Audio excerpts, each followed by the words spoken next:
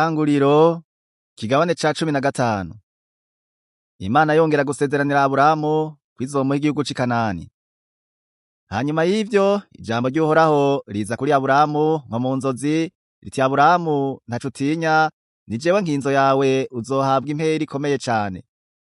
Aburamu aramubaza ati, Mwami Uhoraho, uzompa iki ko ngiye gupfa ata kana nsize, kandi uzotorana urugo rwanje akaba ari Eliyezeri umunyadamasiko? Arongera ati, erega nta ruvyaro wampaye, kandi umunyarugo yavukiye iwanje niwe azotora ivyanje. Maze ijambo ry'Uhoraho ryongera kuza kuri we riti, uyo si we azotorana ivyawe, ariko uzova mu kara kawe niwe azobitora. Amusohokana hanze aramubwira ati, rangamiza urabe mw'ijuru, uharure inyenyeri namba woshobora kuziharura. Ati, uruvyaro rwawe niko ruzongana. Yizera Uhoraho, Uhoraho abimuharurako nk'ukugororoka. Aramubarira ati, ni jewe Uhoraho nagukuye muri Uri i Bukaludaya kugira ngo nze nguhe iki gihugu ucegukire.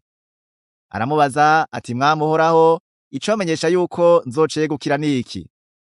Aramwishura ati, abira inka y'ishashi imaze imyaka 3, n'impene ivyara imaze imyaka 3, n'imfizi y'intama imaze imyaka 3 nyene, n'intunguru imwe n'icana c'inuma. Yabira ivyo vyose abihimburamwo kubiri, igihimba cose agitumberanya na kigenzi caco, ariko inyoni zo ntiyazihimbagura. Ibisiga vy'amerwe ngo bigwe kuri iyo mivyimba, Aburamu akabigurura. Ku kirengazuba Aburamu itiro riramuhwikira, asinzira ubutikoma, maze ubwoba butewe n'umwiza w'umuzitanya buramufata.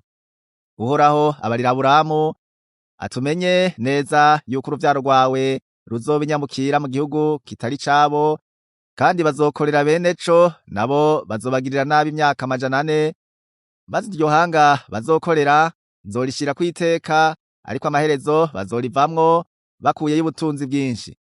Ariko weho uzohamvya ba sogokuruza amahoro, uzohambwa wisaziye neza. Kandi abuzukuruza babazojayo nibo bazogaruka ino, kuko bwabitanya kw'Abamori kutaruzura. Maze izuba rirenze bumaze gukorana, haboneka ikibengebenge c'umuriro gifunduka umwotsi n'urumuri rwaka bica hagati y'ivyo bihimba.